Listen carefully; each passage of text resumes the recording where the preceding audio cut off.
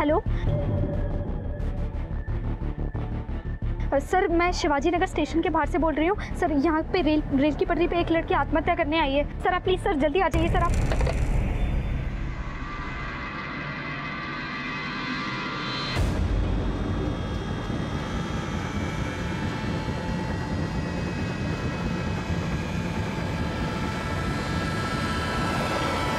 और लाश के आसपास ये मोबाइल फ़ोन और ये बैग, ये दोनों बरामद हुए हैं। अमृता अश्विन प्रधान, इसके फ़ोन के कॉल लॉग में चेक करो, किसी ना किसी घरवाले का नंबर तो ज़रूर मिलेगा। उन्हें कॉल करके इन्फॉर्म करो और बॉडी की शिनाख्त करने के लिए बुलवाओ। अच्छा, वो आत्महत्या की जानकारी देने के लिए कॉल आया था, पता लगाओ वो कॉल कहाँ से और किसने किया था।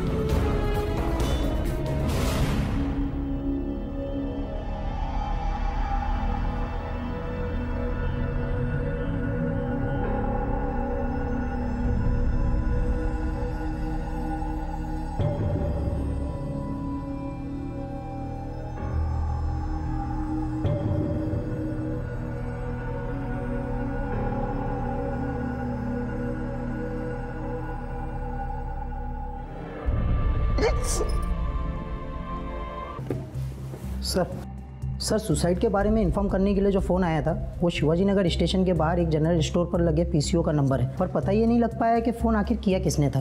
ठीक है, तुम जाओ। Okay sir.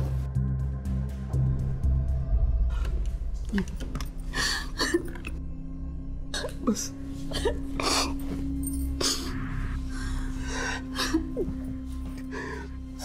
साहेब, ती आमच्या अमृताचं आहे, पर उसने अपनी जान क्यों ली ये समझ में नहीं आ रहा। उसने अपनी जान नहीं ली, आपकी सख्ती ने उसकी जान ली। हमेशा उसके पीछे पड़े रहते थे, पढ़ो लिखो आगे बढ़ो, लो खुश हो जाओ। चले गए हम सबको छोड़कर, ले ली उसने अपनी जान।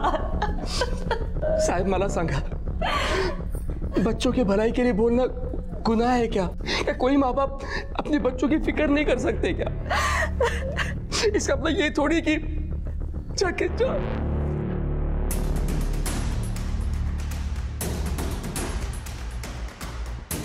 सर, मुझे लगता है कि ये सुसाइड केस ही है। हाँ, लड़की ने माँ बाप के प्रेशर में तंग आकर जान दे दी होगी। अक्सर इस तरह के केस आते रहते हैं जहाँ माँ बाप अपने बच्चों पर सपने थोपने लगते हैं और बच्चे तनावग्रस्त होकर जान देने पर मजबूर हो जाते हैं। अमृता जो अपनी मौत का स्वांग रच रही थी, ऐसा करने के पीछे उसकी मंशा क्या थी? अमृता के इस स्वांग के पीछे मंसूबे कुछ और ही थे जो इस षड्यंत्र के राजदार थे। क्या उस पर कोई पारिवारिक दबाव था जिससे वो बचना चाहती थी, या फिर ये किसी आपराधिक गतिविधि की एक शुरुआत थी? और जिस लड़की को उसने अपने कपड़े पहनाए थे, क्या उसकी हत्या भी उसी ने की थी? कहानी यहाँ से खत्म नहीं शुरू हुई थी। 6 महीने बाद मुंबई पुलिस को भी कुछ ऐसा मिला था जो ये साबित करता था कि पुणे में जो हुआ था वो इसी कहानी का एक हिस्सा था।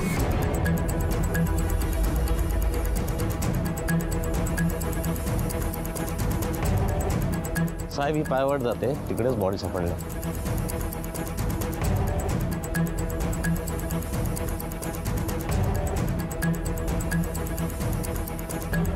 सर ये देखिए। पाटिल मैडम,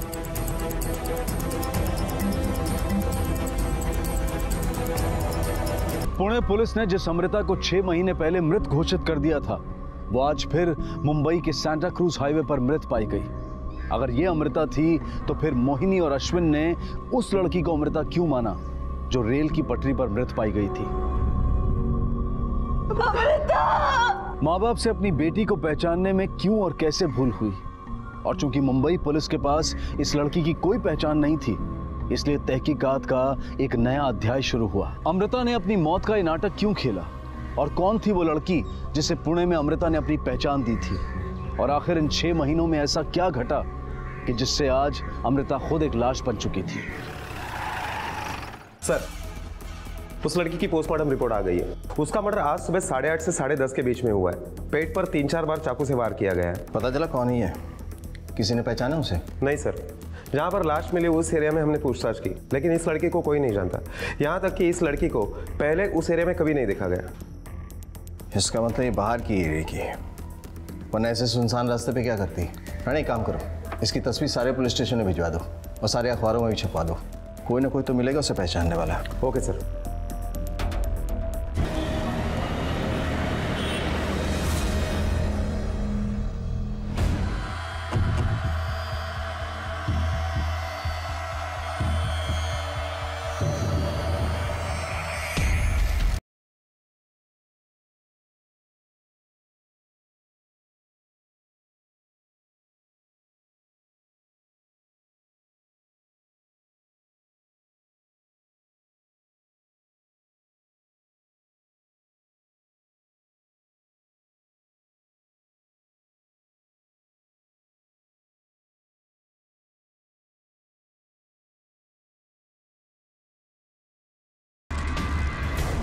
सर, ये आदमी पान के दुकान पे खड़ा था।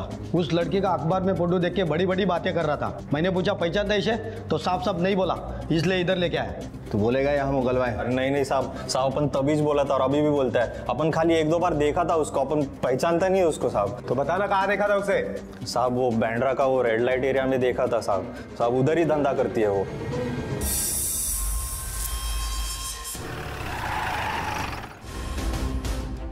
जानते हैं इसे? नहीं। पता था तो यही बोलेगी। बाहर जो तेरी 4 लड़कियां खड़ी है ना, उन्होंने पहचाना है इसे। अब ये मत बोल कि ये लड़की तेरे पास काम करती थी और तुझे पता भी नहीं। हाँ, 3 दिन थी इधर। अमृता नाम था लड़की का। बहुत कोशिश की काम पे लगाने की, लेकिन भाग गई। मेरा सब पैसा पानी में चला गया। मतलब 17 तारीख को 50,000 देके मैंने उसको खरीदा था। सूरत अच्छी थी, सोच लिया अच्छा कमाएगी, लेकिन बुद्धल भी नहीं मिली और वो भाग गई। और तुझे इतना गुस्सा आया कि तूने उसे मार दिया, वो भी इतने बेरहमी से? नहीं साहब, मारना वरना हम लोग काम नहीं करते। हमने उसे बहुत ढूंढा, लेकिन कहीं नहीं मिली। सब मेरा पैसा नल्ली खाते में चला गया। कितनी तारीख को भागी थी यहाँ से? 20 तारीख को। सर, जिस लड़की का मर्डर हुआ है उसका नाम अमृता था और 17 नवंबर से 20 नवंबर की रात तक वो चकले में थी। उसके बाद वो वहां से भाग गई। फिर वो कहाँ गए किसी को कुछ नहीं पता।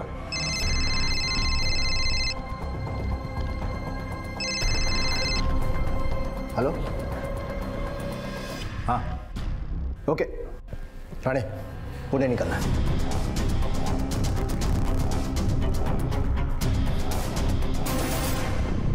साहब, मुंबईमध्ये आमचे काही नातेवाईक राहतात। उन्होंने पेपर में फोटो देखा और हमें इन्फॉर्म किया। पहले तो हमारा विश्वास नहीं हुआ, लेकिन जब फोटो देखा तो। लेकिन आपका तो कहना था कि अमृता 6 महीना पहले मर चुकी है। तेज तो समझत नहीं है साहब। कल जो मरी, अगर वो मेरी बेटी है तो 6 महीने पहले जिसका दाह संस्कार मैंने किया वो कौन थी? और अगर ये अमृता है तो वो 6 महीने से कहाँ थी? ना वो मिलने आई, ना उसने फोन किया। आपकी बेटी का किसी के साथ अफेयर वगैरह था? नहीं सर, मेरी बच्ची बहुत सीधी थी। अगर उसका किसी से अफेयर होता ना तो वो मुझे जरूर बताती। किसी के साथ कोई झगड़ा, कोई दुश्मनी? झगड़ा, दुश्मन?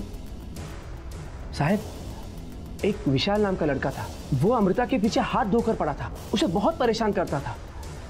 एक दिन तो मैंने खुद उसे रंगे हाथों पकड़ा था।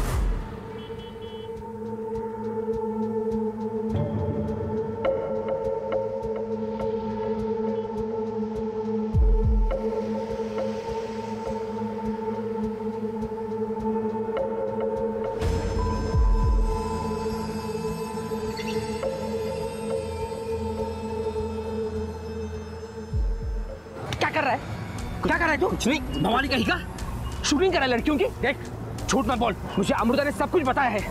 अगर उसके पीछे पड़ेगा, उसके आसपास भी दिखेगा ना, तो मुझसे बुरा कोई नहीं होगा। थप्पड़ मारूंगा तेरे को। भाग। कथा खाई का। उसके बाद अमृता ने विशाल की कभी कंप्लेंट नहीं की। मुझे लगा वो सुधर गया होगा, लेकिन उसके 1 महीने बाद अमृता की डेड। ये दूसरी लड़की को आप लोगों ने अमृता कैसे मान लिया? साहब, उसका चेहरा बहुत बिगड़ गया था और उसके कपड़े और उसके चीजों से हमने उसे पहचान लिया। पता नहीं सर, कौन लड़की थी जिसे हम अमृता समझ बैठे। अमृता के पिता अश्विन के मुताबिक विशाल नाम का लड़का उसे तंग कर रहा था और रेड लाइट एरिया की अक्का ने भी बताया था कि हाँ साहब, विशाल नाम का लड़का था, वो लड़की को उसने मेरे पास भेजा था। सर 6 महीने पहले विशाल ने अमृता को प्रपोज किया, अमृता ने मना कर दिया और इसीलिए बदला लेने के लिए विशाल ने अमृता को किडनैप किया और बाद में अक्का को जाकर भेज दिया। राणे, अमृता अक्का को 17 नवंबर को बेची गई थी। सवाल ये उठता है कि 17 मई से 17 नवंबर तक वो कहाँ थी? क्या वो विशाल के साथ थी? विशाल उसे यूज कर रहा था या वो मुंबई अपनी मर्जी से आ गई थी और बाद में जब विशाल पुणे से मुंबई आया तो उसकी नजर उस पर पड़ी? लेकिन दोनों ही सूरत में इस विशाल तक पहुंचना हमारा बहुत जरूरी है, क्योंकि फिलहाल यही वो एक कड़ी है जो इस केस की छानबीन को आगे बढ़ा सकती है। पुलिस की तमाम कोशिशों के बावजूद भी विशाल के अलावा उनके पास और कोई नहीं था जो इस केस को दिशा दे पाए। इसलिए पुलिस ने विशाल को ढूंढने में दिन रात एक कर दिया। अमृता के कॉलेज के दोस्तों ने पुलिस को यह जानकारी दी कि विशाल कॉलेज की सामने वाली चाय की दुकान पर खड़े होकर अक्सर अमृता को छेड़ता था। पुलिस को चाय की दुकान से विशाल के घर का पता मिला और बिना देर किए पुलिस उस चौल में पहुंची जहां विशाल रहता था।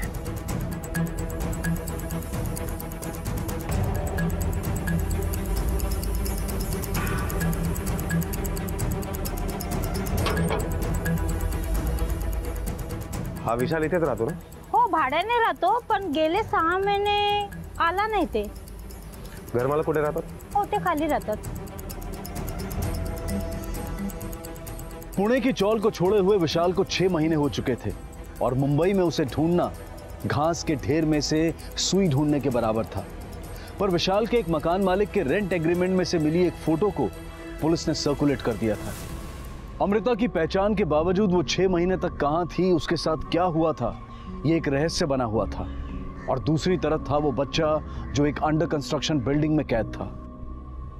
आखिर कौन था ये बच्चा और क्या उसका अमृता के केस से कोई सरोकार था या फिर ये 2 अलग अलग पहेलियां थी? इन्हीं सवालों के घेरे के बीच पुलिस के हाथ आशा की एक किरण लगी। सर, कांदीवली कॉम्प्लेक्स में हमारा पेंशनर क्लब है। मैंने वहां से इस लड़की को कई बार आते जाते देखा है। मुझे लगता है ये वहीं कहीं रहती होगी। Thank you sir.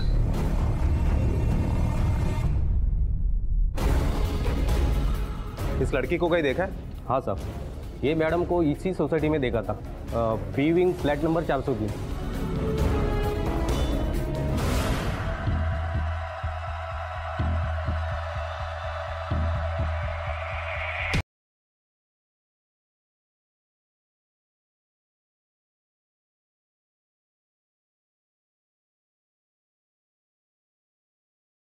वापस ले लीजिए। आप तो बोले थे इधर ही। हाँ दादा, लेकिन जो काम यहाँ था वो हो चुका है, आप वापस ले लीजिए।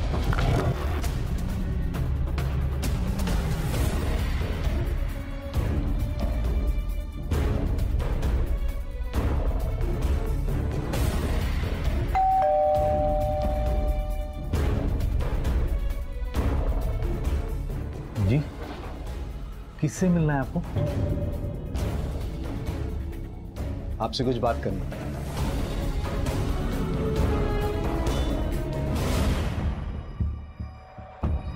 इसे पहचानते हैं? सर, ये अमृता है, हमारे यहाँ पेइंग गेस्ट थी।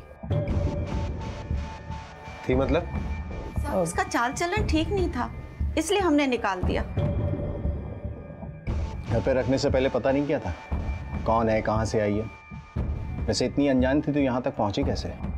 सर, हमने पीजी के लिए पेपर में ऐड दिया था, उसे देखकर वो आई थी और जब आई थी तब शरीफ लग रही थी। और वैसे भी चेहरा देखकर थोड़ी ना पता चलता है कि उसका कैरेक्टर कैसा है। घर देख के तो लग रहा है आप लोग भी पढ़े लिखे हैं, पर क्या इतना नहीं पता किसी अनजान को घर पे रखते तो पुलिस को खबर करते हैं? वैसे अखबार में जो इश्तिहार दिया था वो देख सकता हूँ?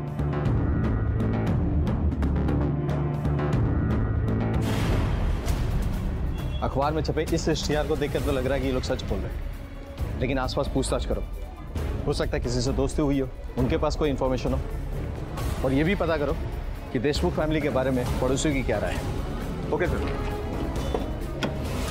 देशमुख फैमिली को काफ़ी टाइम से जानते हैं सर, अच्छे लोग हैं, पर लड़की के बारे में कुछ बोल नहीं सकते। आते जाते दिखती थी पर किसी से ज़्यादा बात नहीं करती थी। वो बोलचाल में अच्छी थी, 4 महीने यहाँ रही होगी। मैंने तो कई बार उसे दूसरों की मदद करते हुए देखा है। कुछ ज़्यादा ही मॉडर्न थी वो। और मिडिल क्लास वाले लोगों को तो ये बात हजम होती नहीं है। सर बहुत लोग तो उसके पीछे पड़े थे, कुछ लोग तो उसको देख के आके सेकते थे। सर जब हमको पता चला कि ये संकेत की गर्लफ्रेंड है तो हम लोग सब पीछे हट गए। ये संकेत कौन है? सर जिनके घर में पीजी में रहती थी उन्हीं का छोटा लड़का है। क्या भाई, कैसे हो? बस भाई बढ़िया। सिगरेट ले अपना।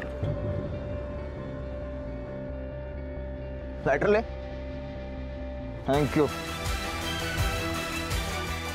संकेत देशमुख। सर लड़की बहुत हॉट थी सर, मैं क्या उसके चक्कर में कोई भी गिर जाता सर। मेरा नसीब अच्छा था कि वो मेरे घर रहने आई थी। मैंने उसे पूछा, वो मुझे हाँ बोली, हमारा अफेयर शुरू हो गया।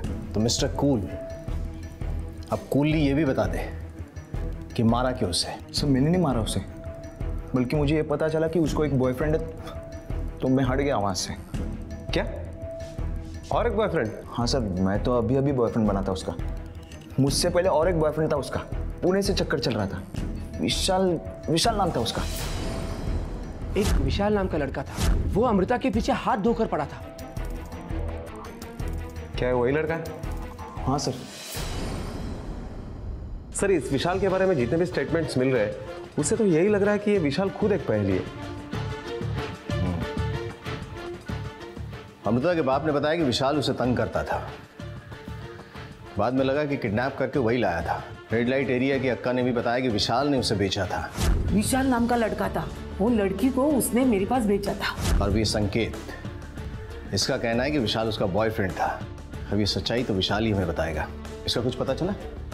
नहीं सर, विशाल के बारे में अभी तक कोई इन्फॉर्मेशन नहीं मिली। राणा एक काम करो, उस अभिषेक और संकेत का मोबाइल लोकेशन और कॉल रिकॉर्ड्स निकालो। पता करो कि किस तारीख को जब अमृता का कत्ल हुआ था दोनों कहाँ थे और क्या कर रहे थे। Okay sir. सर अभिषेक और संकेत के कॉल रिकॉर्ड्स आ गए, लेकिन उससे हमारे हाथ कुछ नहीं लगा, क्योंकि 21 तारीख को जिस वक्त अमृता का कत्ल हुआ उस वक्त सांता क्रूज हाईवे तो क्या उसके आसपास भी ये दोनों नहीं थे। सर अम्बोली पुलिस स्टेशन से फोन आया है, विशाल उनके लॉकअप में बंद है। यही है? यस सर, यही है विशाल। कब से बंद है यहाँ? 1 मिनट सर। सर 18 नवंबर से। श्योर? Yes sir. किस जुर्म में? बार में दारू पी के मारपीट कर रहा था और काफ़ी तोड़फोड़ भी की। साहब मैं शादी बनाना चाहता था उससे, पर वो ना की मेरे को। फिर भी मैं ट्राई किया, फिर बाद में पता चला कि सुसाइड की वो। फिर मैं एक बार मुंबई आया तो देखी वो मेरे को पूरा खुन्नस निकाला उस पर, सोया उसके साथ, फिर जाके उसको वो अक्का के उधर बेच दिया। तेरी बाप की प्रॉपर्टी थी वो जो तूने उसे बेच दिया? खुन्नस में उसके साथ सोया, बेचा, इतना ही नहीं तूने उसे मार भी दिया। कैसा? मैं उसको नहीं मारा, मैं सच कह रहा हूँ साहब। तूने नहीं मारा तो किसने मारा? तेरे अलावा भी किसी के साथ अफेयर था उसका? किसी के साथ झगड़ा हुआ था उसका? साहब ये सब कुछ मेरे को नहीं मालूम, मैं तो अपना काम किया और निकल लिया साहब। तुमने जितनी बात हमें बोली है एक भी झूठी निकली ना तो सोच भी नहीं सकता तेरे साथ क्या होगा। अरे साहब मैं झूठ काहे को बोलूंगा साहब, पहला इधर पड़ा हुआ हूँ, इधर से और किधर जाऊंगा मैं? अब तेरे ऊपर ह्यूमन ट्रैफिकिंग का केस लगेगा, तब तेरे को समझ में आएगा तू कहां जाएगा। पुलिस रिकॉर्ड के मुताबिक विशाल 18 नवंबर से बंद है, तो ये तो पॉसिबल ही नहीं है कि उसने खून किया होगा। अभिषेक और संकेत के खिलाफ भी हमारे पास कोई सबूत नहीं है। अगर ये तीनों नहीं है जिसने अमृता को मारा तो वो कौन है? उसने क्यों मारा उसे?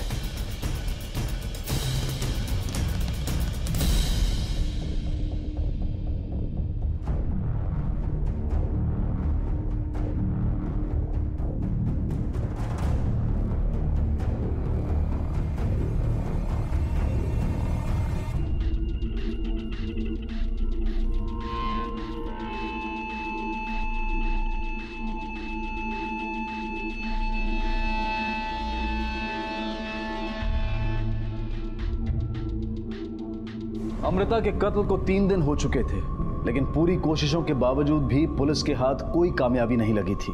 और दूसरी तरफ वो बच्चा अधमरी हालत में भी मौत से लड़ रहा था। आखिर उस बच्चे का अमृता से कोई संबंध था भी या नहीं? और इस पूर्वा का सच क्या था जिसे अमृता की मौत ने इतना बेचैन कर दिया था? और इन्हीं सवालों के बीच पुलिस को एक नई जानकारी मिली। साहब आपके कहने पर गुलमोहर सोसाइटी का एक इंच झाड़ी मारा, एक काम वाली भाई है, उसके पास आपके काम का पूरा इन्फॉर्मेशन मिलेगा।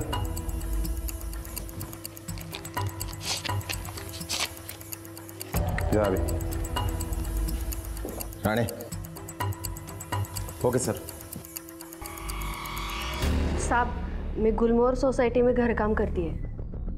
कुछ महीना भर पहले मैंने संकेत भाऊ और वो लड़की को सोसाइटी में देखी। निकल जा अभी क्या भी, इस सोसाइटी में फिर से नहीं दिखनी चाहिए तू। और नहीं निकलूं तो क्या कर लेगा? जान से मार दूंगा तुझे, समझी? तेरे मुंह पे बोल रही हूँ, नहीं जाऊंगी। कर ले जो करना है, दिखा मार के। नीच में सांप खामोश, काट के फेंक दूंगा तुम्हें, किसी को पता भी नहीं चलेगा कहाँ फेंक दिया। एक बार बोल दिया ना नहीं जाऊंगी, देखा अपनी मर्दानगी, जो करना है कर ले। हाँ दिखा। तो क्या उसके बाद वो घर छोड़ के चली गई? नहीं साहब, वो तो उधर आराम से रही। साहब, ये देशमुख लोग का नाटक मुझे कुछ समझ में नहीं आया साहब। अब मैं इतने साल से उनके घर काम की, लेकिन मुझे कभी दिवाली की बख्शिश नहीं दी साहब उन्होंने। और वो लड़की को इतने दिनों से बिठा के वो मुफ्त में खिला रहे थे। मेरे को शक हुआ, इसलिए मैंने सोचा आपको बोल दूं। मेरा भी कुछ फर्ज बनता है ना साहब। अच्छा, फर्ज या बदला? ठीक है, तुम जा सकती हो। जी साहब।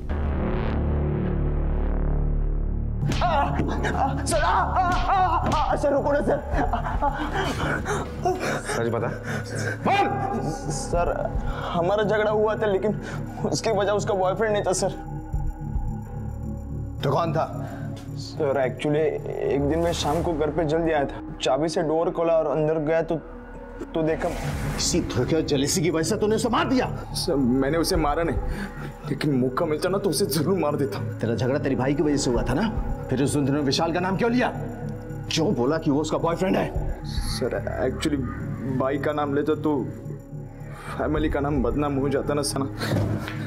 सर लेकिन अमृता ने खुद उसके बारे में बताया था मुझे। मैंने उनको एक दो बार साथ में भी देखा है सर। बस इसी का फायदा उठाने की कोशिश की मैंने। छोड़ रहा हूं अभी, लेकिन शहर से बाहर मत जाना। ले जाओ उसे। चल सर। हाँ चल। जैसे जैसे अमृता की इंफॉर्मेशन आती जा रही है, बावजूद इसके कि उसने खून किया था, शक बदलता जा रहा है कि वो विक्टिम है। मुझे तो लगता है 6 महीना पहले इसने खुद अपनी मौत का नाटक किया था और यहाँ आके इन दोनों भाइयों को फंसाया। सवाल ये उठता है कि क्यों फंसाया, मकसद क्या था उसका? सर इसका पता हमें अभिषेक से लग सकता है। नहीं यार, मामला कोर्ट तक पहुंच गया है। इन भाइयों का झगड़ा खत्म ही नहीं होता। पता नहीं काम फिर से कब स्टार्ट हो जाएगा। झूठ बोलना बंद करा, वरना अगर हम बुलवाने पे उतर हो गए ना तो बहुत भारी पड़ेगा। बोल। साहब इसकी कोई गलती नहीं है, वो लड़की ऐसी थी कि कभी एक हाथ से ताली बजती देखी है आप लोगों ने? साहब आप सोच नहीं सकते वो कैसी लड़की थी। उसने जानबूझकर इसे फंसाया है, वो आई इसीलिए थी। अच्छा, उस दिन तो आप कह रही थी कि आप उसे पहचानती नहीं है। आपने अखबार में इश्तेहार दिया था इसलिए वो पीजी बन के आई। साहब झूठ बोला था साहब। वो खुद नहीं आई थी, पूर्वा उसे लेकर आई थी। कौन पूर्वा? सर पूर्वा मेरी बीवी है। मतलब थी, अब हम लोग अलग हो चुके हैं। पूर्वा जानती थी कि हमने पेपर में पीजी के लिए ऐड दिया है, तो एक दिन शाम को वो अमृता को लेकर आ गई। ये मेरी भांजी है अमृता। भांजी? हमारी शादी में दिखी नहीं कहीं। वो उस टाइम ये दूसरे शहर में पढ़ रही थी ना, और इसके एग्जाम्स भी चल रहे थे, और अभी यहाँ मुंबई भी पढ़ाई के लिए आई है। अच्छा, मग राहणारेस कुठे? बाबा अभी तो अमृता का रहने का कोई इंतज़ाम नहीं हुआ है, लेकिन मैं सोच रही थी कि अगर आप सब परमिशन दे और कोई प्रॉब्लम ना हो तो ये यहीं रह जाए। अरे प्रॉब्लम क्या होगी, इतना बड़ा घर है, सिर्फ 5 ही लोग रहते, तुम आराम से रह सकती हो।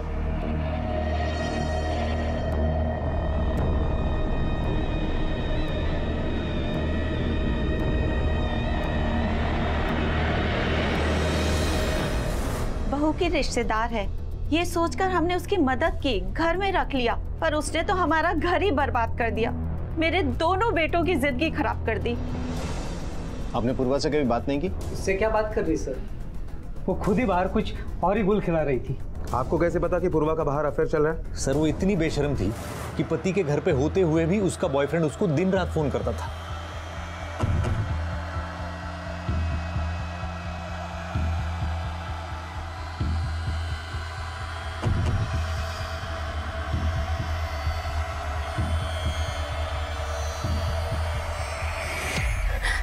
देखो सुनो मेरी बात और समझने की कोशिश करो।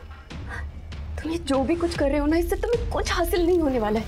प्लीज मुझे बार बार फोन करके मुझे परेशान मत करो, मेरे हस्बैंड को मुझ पे शक हो जाएगा।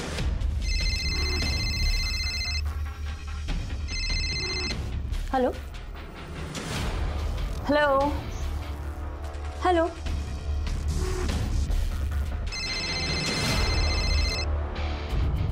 अंधा फेरा समझ रखा है मुझे, पति के सामने किसी और से अय्याशी कर रही हो, बेशर्म कहेगी।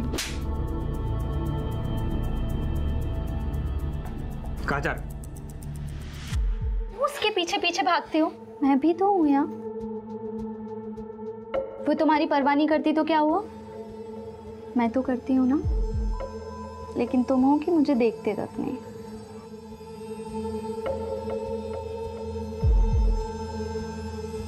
आपको पता था किससे बात करती थी वो?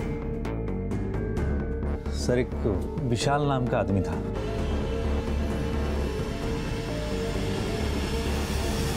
इसका मतलब विशाल ने हमसे झूठ बोला।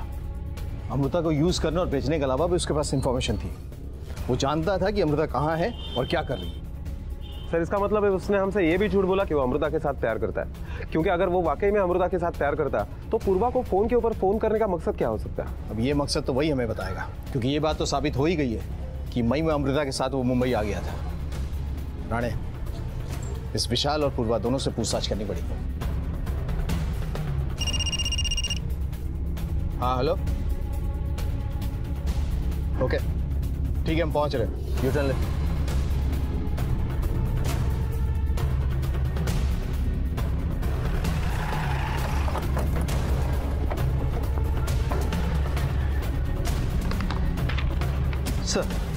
ये बच्चा 8 दिन पहले कांदोली के सीबीएसई स्कूल से किडनैप हुआ है और इस केस के लिए पुलिस को एक लड़की की तलाश है। और ये रहा वो लड़की का स्केच। और सर ये स्केच अमृता के चेहरे से मैच करता है। सर लेकिन अमृता किसी बच्चे को किडनैप क्यों करेगी? इसी बात का तो पता करना है, इसने किडनैप क्यों किया और कहाँ रखा है इसे। सर अगर अमृता ने किसी बच्चे को किडनैप किया है तो ये पता लगाना बहुत मुश्किल है, क्योंकि अमृता को मरे हुए 4 दिन हो चुके हैं।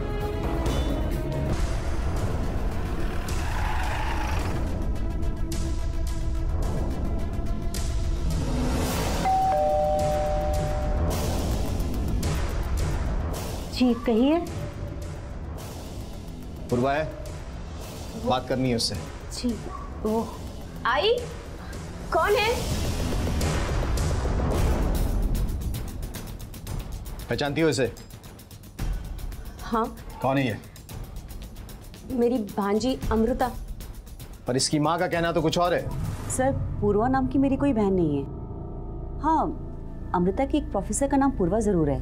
अब भी झूठ बोलने का इरादा है? सर एक्चुअली अमृता मेरी स्टूडेंट थी, लेकिन अगर उसकी ये पहचान मैं अपने ससुराल वालों को बताती तो वो लोग उसे वहाँ रहने नहीं देते। बस इसलिए मैंने झूठ बोला। तुम्हें पता था पूना से मुंबई वो अपनी मौत का नाटक करके आई थी? हाँ साहब, मालूम था मेरे को। करड़े तब्येत पाउंचर द्यायला, फिर एक ही बार में सब कुछ सच बोलेगा। नहीं साहब, नहीं।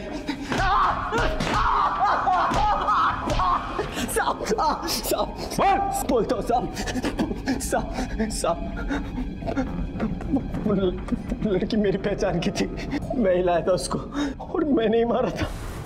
फिर हम दोनों ने उसके कपड़े बदली करके अमृता का सामान के साथ उसको पटरी पे फेंक दिया था साहब।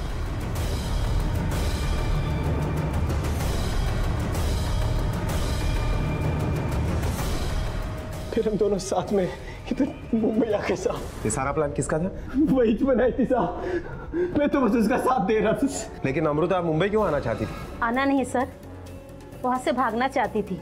अमृता का बाप बहुत ही नीच आदमी है, अपनी ही बेटी के साथ बलात्कार करता था, इसीलिए वहाँ से भाग जाना चाहती थी। इंस्पेक्टर वागले, मिसेस प्रधान से एक इंफॉर्मेशन कंफर्म करो कि वो लड़की अगर अमृता से प्यार करता था तो पूर्वा का प्रेमी बनके उसे फोन क्यों करता था? अमृता को पूर्वा का घर तोड़ना था, क्यों तोड़ना था ये वो मेरे को भी नहीं बताई। बस बोली अगर मैं उसका घर तोड़ा तो वो मेरे से शादी बनाएगी। मैं उसकी बात में आ गया साहब, और वो जो बोली वो किया। उसने तुम्हारा घर तोड़ा, तुम्हारा पति छीना, और इस बात का बदला लेने के लिए तुमने उसे मार दिया। नहीं सर, मैंने अमृता को नहीं मारा है। मिसेस प्रधान का कहना है कि आप झूठ बोल रही हैं। मिस्टर प्रधान ने अपनी बेटी के साथ ऐसी कोई भी घिनौनी हरकत नहीं की है।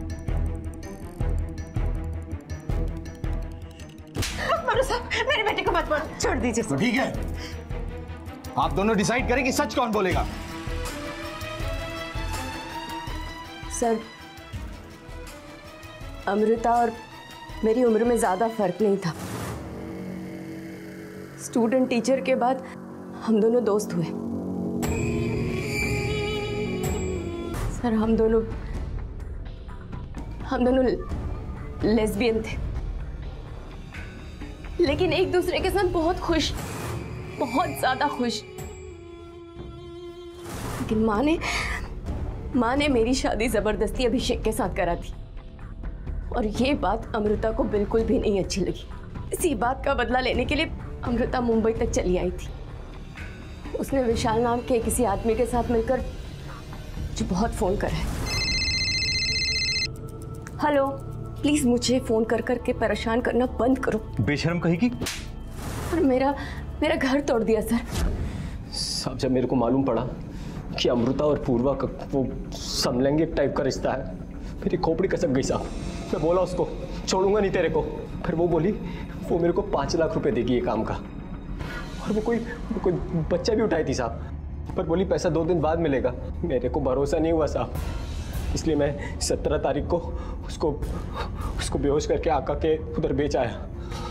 उसके बाद उसका क्या हुआ मालूम नहीं, पर मैं सच कह रहा हूँ साहब, मैं अमृता को नहीं मारा साहब। अगर अमृता ने और मैंने वो एक गलत कदम नहीं उठाया होता तो आज हम सब लोग खुश होते और अमृता भी जिंदा होती। मैंने अपने आप को सजा देने की बहुत कोशिश की सर, मगर हार गई। बहुत हुआ तुम्हारा झूठ और इमोशनल ड्रामा। पाटिल, अरेस्ट करो, लेके चलो इसे। ये देखो, तुम्हारे मोबाइल कॉल रिकॉर्ड्स और एसएमएस जो तुमने अमृता को भेजे थे, इससे ये साबित होता है कि तुम उससे तंग आ गई थी और इतनी परेशान हुई कि तुमने उसे मार दिया। नहीं सर, मैंने नहीं मारा है उसे। सर, इस मोबाइल के लोकेशन से नई बात सामने आई है। मुझे जाने दो, मुझे अंदर जाने दो। चुपचाप बैठो, अंदर इंक्वायरी चालू है। उसने कुछ नहीं किया। ये सच नहीं बोलेगी ऐसे। मारो इसे। उसे मत मारो। चुपचाप बैठो। मत मारो उसे। सर छोड़ दीजिए सर, मैंने नहीं मारा।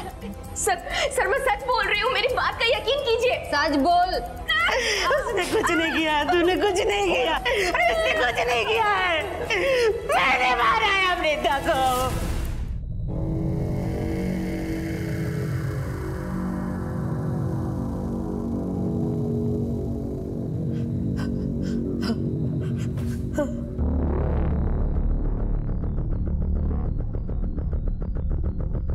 आइए संगीता जी, हमने पूर्वा को मारने का नाटक सिर्फ इसलिए किया कि आप सच बोले।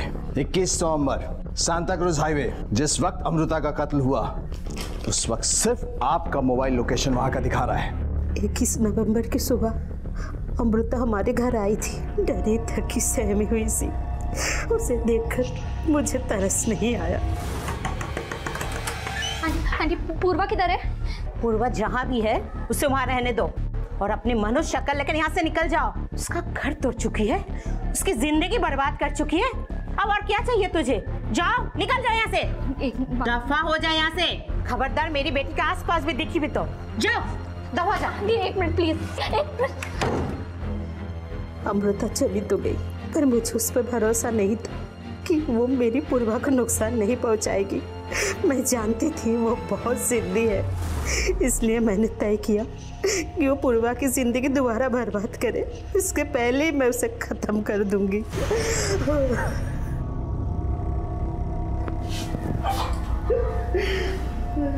सांता क्रूज हाईवे पर उतर के सुनसान रास्ते पे क्या करने गई थी? और वो कोई बच्चा भी उठाई थी साहब। ये बच्चा 8 दिन पहले कांदोली के सीबीएसई स्कूल से किडनैप हुआ है और इस केस के लिए पुलिस को एक लड़की की तलाश है, और ये रहा वो लड़की का स्केच।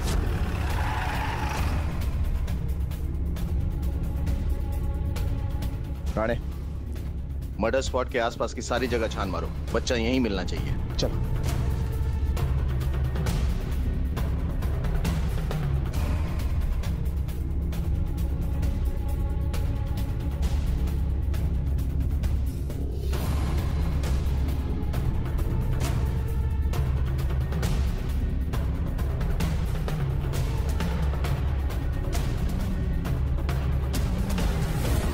आखिरकार पुलिस ने उस बच्चे को ढूंढ निकाला। इतने दिन भूखे प्यासे रहने की वजह से उसकी हालत बेहद खराब हो चुकी थी, लेकिन खुशी की बात यह थी कि उसे जिंदा बचा लिया गया था।